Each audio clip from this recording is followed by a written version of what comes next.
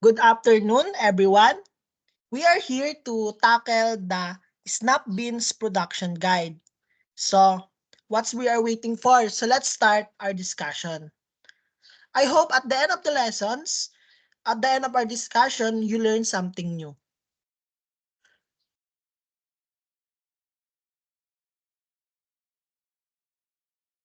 Introductions. Snap beans, or the scientific name is Phaseolus vulgaris, is popular called Baguio beans.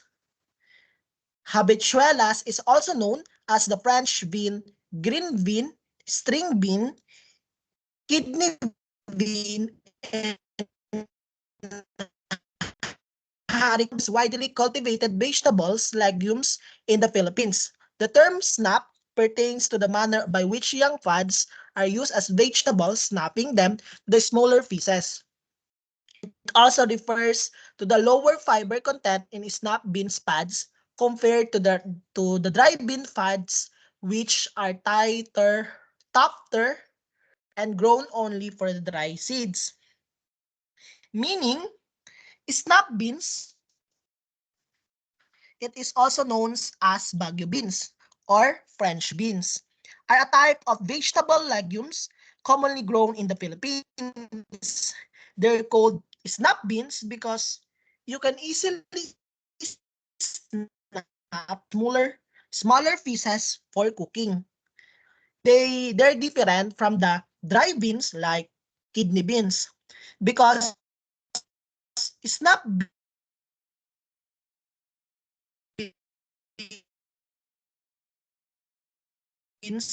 people is beans and beans.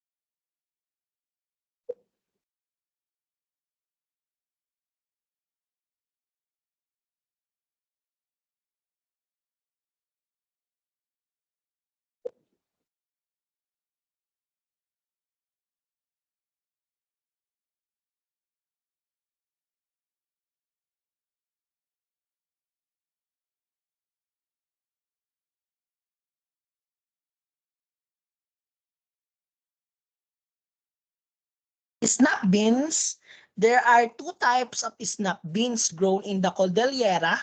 The full type, which is more preferred by farmers in Benguet, and the bush type is which prepared by farmers in Mountain Province and Ifugao. In the Cordillera region, farmers grow two kinds of snap beans. It is the full type and bush type. In Benguet, farmers like the full type more, while in Mountain Province and Ifugao, they prefer the bush type.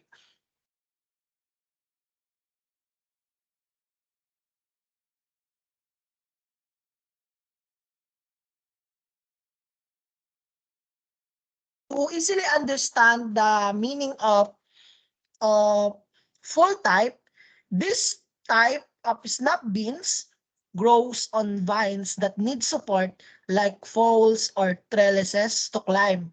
They tend to have longer growing seasons and may produce beans over a longer period. In Benguet, farmers prepare this type.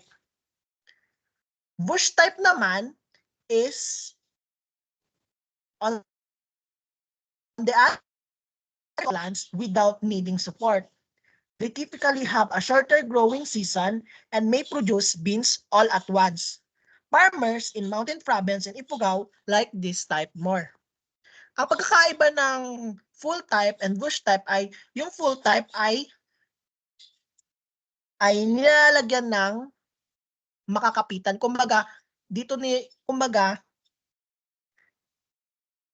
nilalagay yung snap beans. Kumbaga, kapag yung mga sanga ng snap beans ay humaba, ay kailangan lagyan ng bakod. Kapag naman bush type ay hindi na kailangan ng suporta na galing sa bakod na magsusupport doon sa snap beans.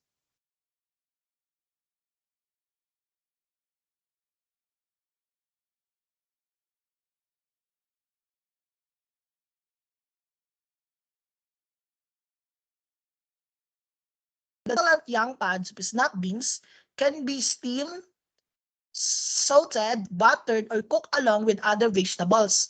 Per 100 grams, edible portion, fresh snap beans pods contains the following.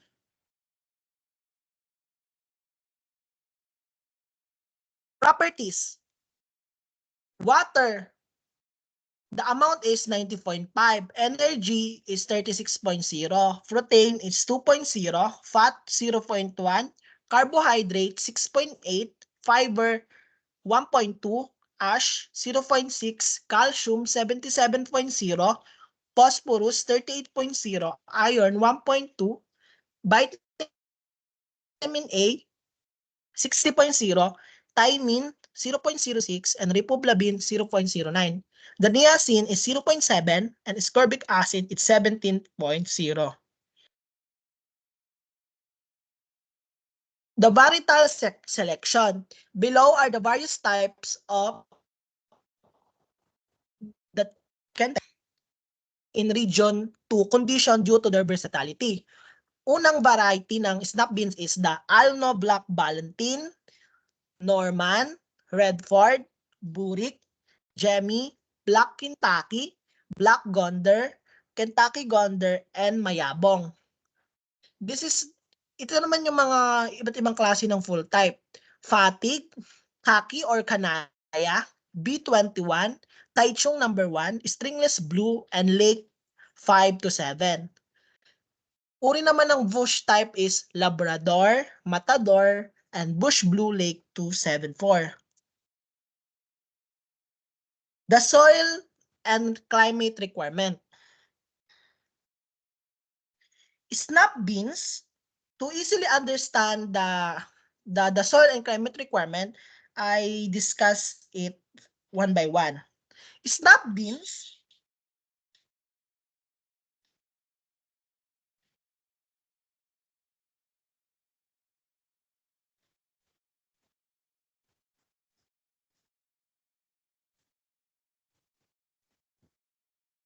grow at 20 Celsius.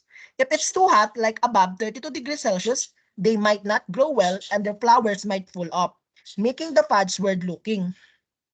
In low areas, they can still grow, but when it's cool and dry, however, they may not give as many beans, and the ones they do may cold vitap. It's a good to plant them in October or November because that's when they can make the most beans. They like soil that lets water drain away easily and has lots of organic stuff in it. The soil should be a bit acidic, not too much or not too little.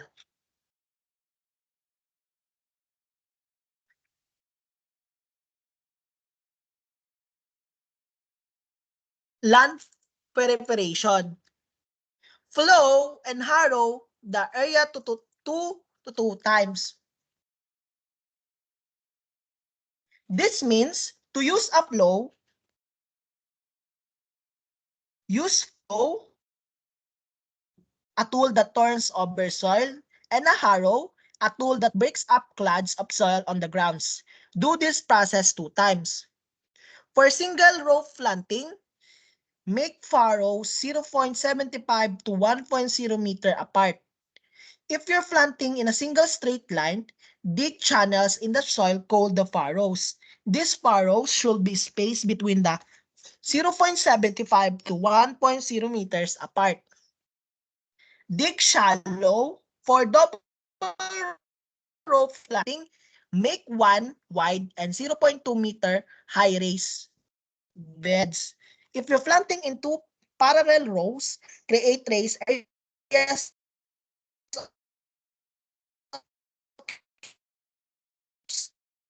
soil. This should be one row or bed. Make shallow depression in the soil holes at a distance of 0.3 meters between each one. This is where you put your seeds or plants. And last, compost animal manure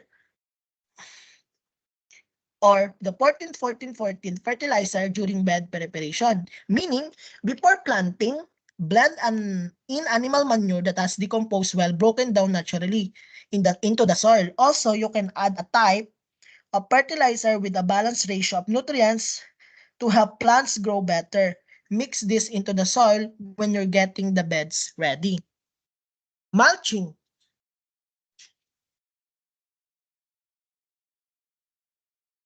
To explain the mulching, this is the simpler explanation. Una, control the weeds and save water.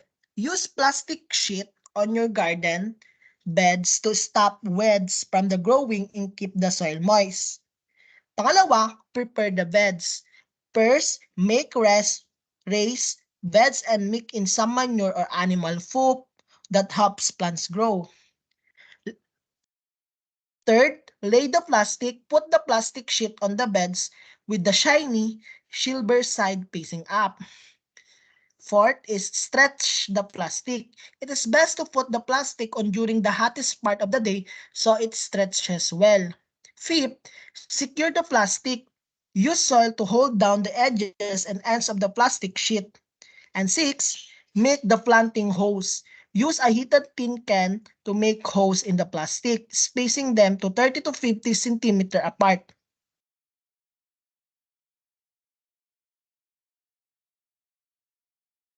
And last is reuse the plastic. You can keep the plastic sheet on the beds for up to 4 planting season without taking it off. Next is the planting. To simpler explain the planting of the snap bean is first is the amount of seeds. For 1 hectare of snap beans, you need to 40 kilograms of seeds. This applies to both full type and bush type beans. Fertilize first. Before planting, add either organic fertilizers like compost or inorganic fertilizer like chemical fertilizer to the soil. To planting the seeds, For normal soil, put 2 to 3 seeds in each small hole with 30 centimeter space between holes in all directions. Likely cover the seeds with the soil. For plastic mulch, put 2 to 3 seeds in each hole of the plastic mulch and lightly cover with the soil. Using mulch, if using natural mulch, after planting, cover the soil with grass clippings or rice straw. If using the plastic mulch, just follow the step for planting seeds in the holes. The trellising. For the full type, snap beans, you need to build a support system before the plants start to grow vines. You can make this support using bamboo stick, wire, number 16, and a strong twine made from abaca or plastic. The support can be in a shape or look like a fence. The fertilization of the snap beans. The general fertilizer recommendation for snap bean is use 135 kilo per hectare of nitrogen, use 135 kilo per hectare of phosphorus pentoxide, use 112 kilo per hectare of potassium oxide. However, it is best to check the soil first to know exactly what your snap beans need. Una, add, add Add 2 to 3 tons per hectare of decomposed chicken manure to provide the 40-60 kilo of NPK, a mix of nitrogen, phosphorus, and potassium, and other nutrients. Add 3 bags per hectare of 14-14-14 complete fertilizer and also add 1 bag of urea as a side dressing. You can also use the fermented plant juice of FPJ to help the plants grow better. To make manure tea, fill a large of plastic drum, 200 liters, with water and add the 3 to 4 of sack of dried cow or horse manure. Let it soak for 7 days, stirring it often. After soaking, dilute the manure tea with up to 20 parts water and spray it on the plant leaves every 1 to 2 weeks. To make the fermented plant juice, mix 3 parts chopped pan shoot or banana trunk with 1 part raw sugar or molasses. Let this mixture for 7 days. Use 1 tablespoon of the fermented mixture in 4 liters of water. You can pour this on the soil or spray it on the leaves as a fertilizer. And that's all my part. And I call on the next reporter. Thank you.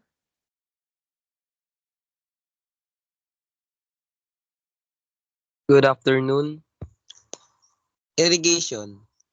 Snap beans requires constant supply of moisture throughout the growing period. Water the plants regularly to enhance flowering and bud setting. Avoid too much that can cause root rot. On the other hand, too little water can result to flower and bud drop. Dito po naman sa irrigation ng snap beans ay kailangan po ay dapat tuloy-tuloy yung supply para maging moisture yung sa tanim na yung ng snap beans.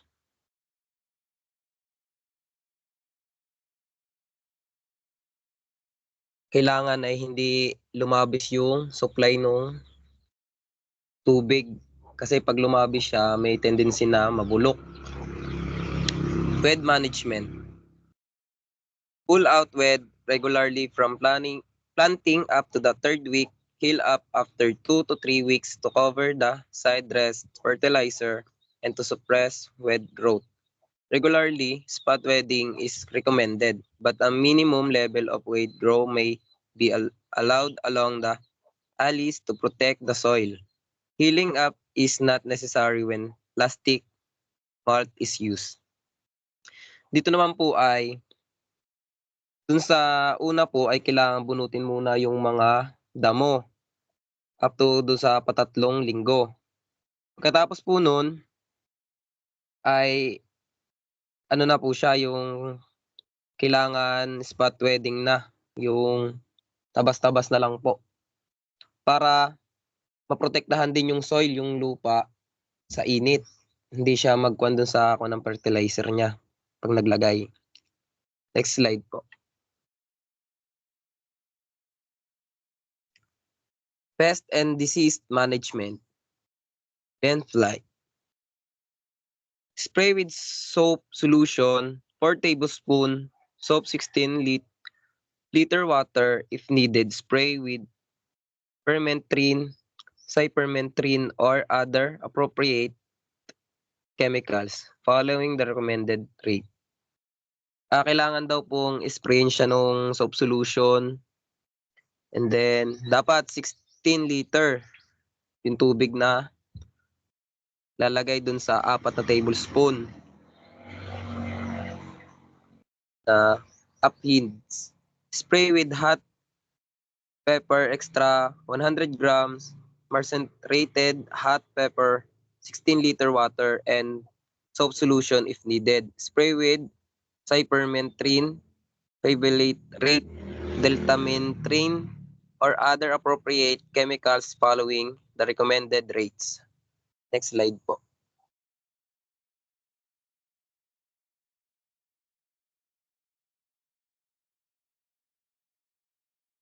Leafhopper. Plants sacrificial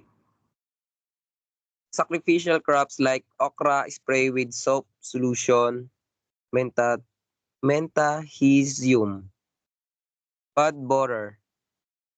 Grow repellent crop like basil, onion, and marigold. Spray with Bacillus thuringiensis or nuclear polyhedrosis virus. Next slide po. Leaf miner. Conserve natural enemies like spider, lacewings, and screaming fells.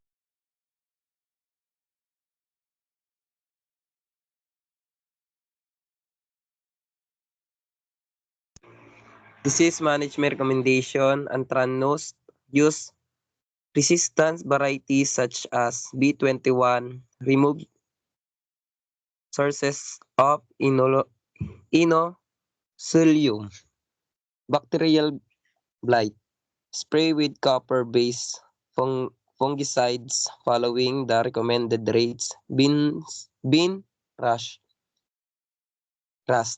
Use resistant varieties such as Blue Lake, B21, and Taichung. Number 1, remove and burn affected leaves. Fusarium, rot.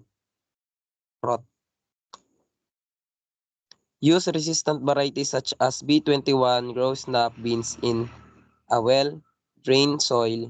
Practice crop rotation. Next slide po.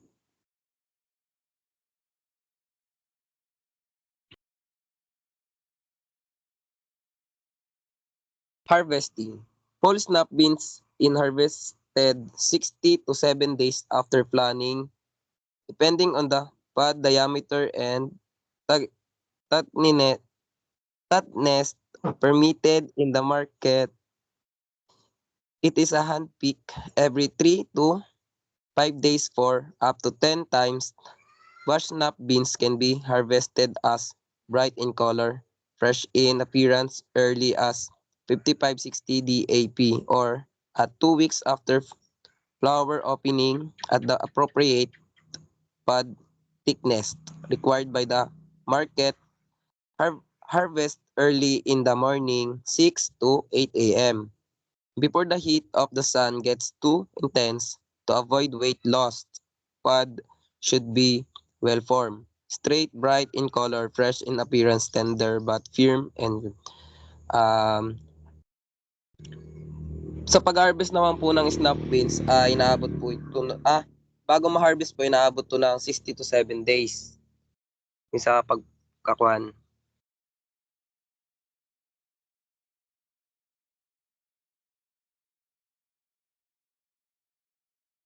Dapat daw po ay pag mag-harvest ay dapat umaga 6 to 8 kasi para hindi siya mainitan. Pag nainitan siya is gagaan siya. Kapag hindi nagpaabot ng init, yung pa rin yung ano niya, yung weight niya. Next slide po.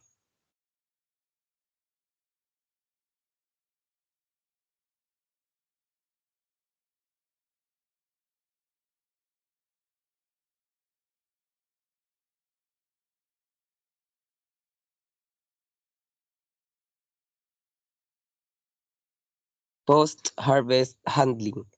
Pods are classified as markable and non-markable. Markable pods are graded, sorted according to size and quality. First grade pods are unblemished, unblemished, tender, straight, long, and at the right maturity. Second grade pods short have minimal blemish and distortion and slightly over the peaking stage. Unselected pods are considered non-markable but can still be consumed. Optimum storage contain are 50 degree to 7.5 degree Celsius and 95 to 100% relative maturity. Next slide po.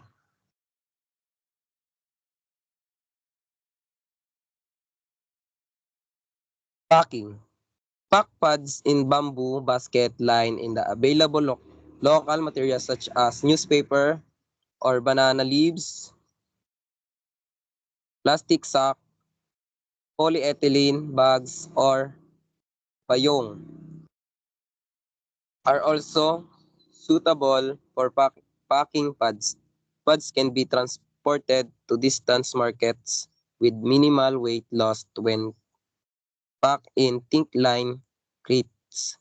Snap beans is sold in the local market with Manila as the main outlet. Wholesalers and retailers handle that distribution to smaller outlet in the provinces. Sa pag-packing naman daw po ay ginagamitan 'to nung bamboo basket o yung kaing. Puwede naman po na nilalagay lang sa ano, newspaper o yung banana leaves, plastic sacks yung 'pag nagpapake ba yun? Lagi po siyang ano, nauubos o naso-sold out dun sa main outlet niya sa Manila. Next slide po.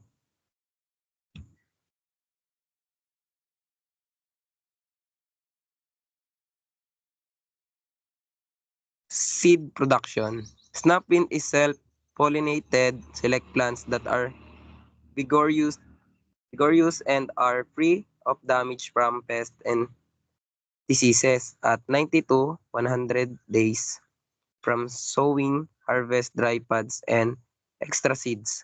Sun dry to around 10% moisture content to determine if the moisture content is acceptable. Put some seeds inside the plastic bag and place under the sun. After 20 to 30 minutes or more, depending on how intense the heat of the sun is, continuous sun drying the seed. Pack the dry seed in the moisture-proof container and store in the cool, dry place.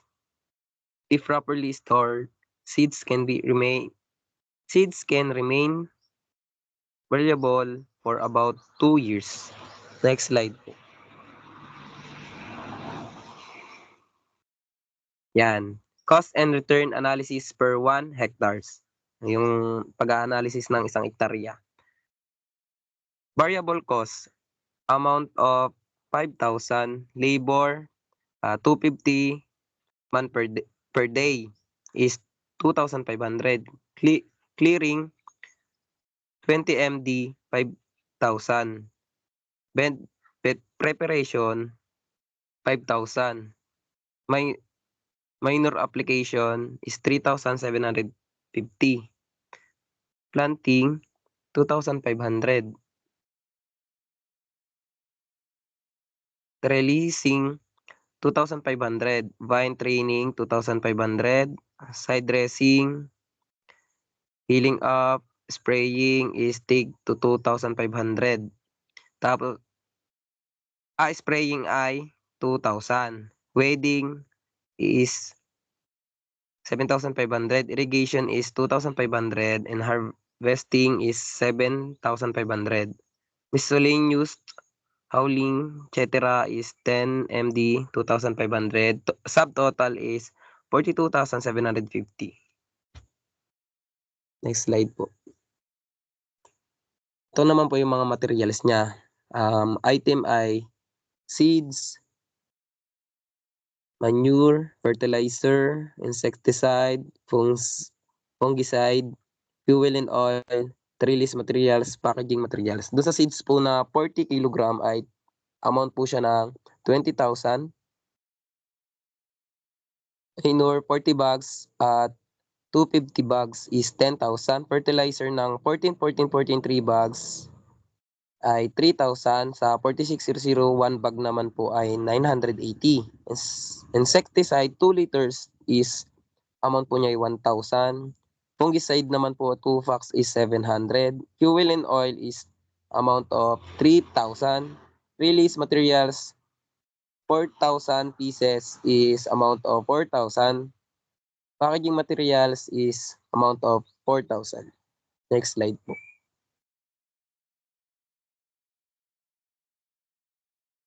Miscellaneous, paid labs, etc. is 2,000 naman po ang amount. Subtotal niya ay 48,680.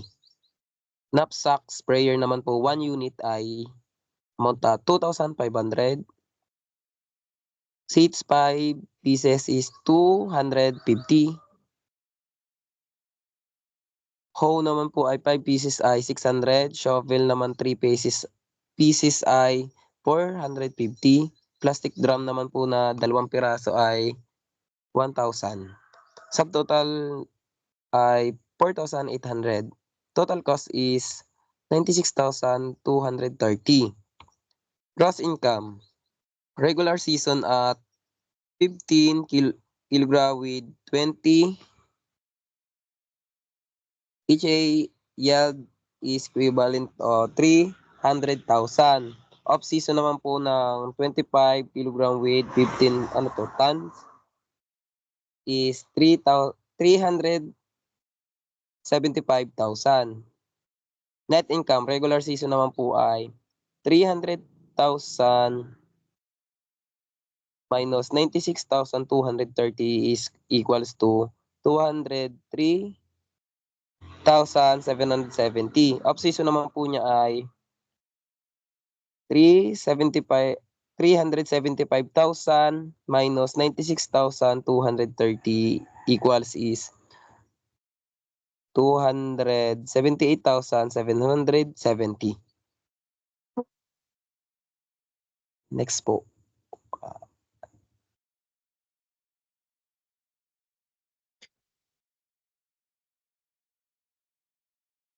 And that's all. Thank you. Thank you Thank you po. for listening.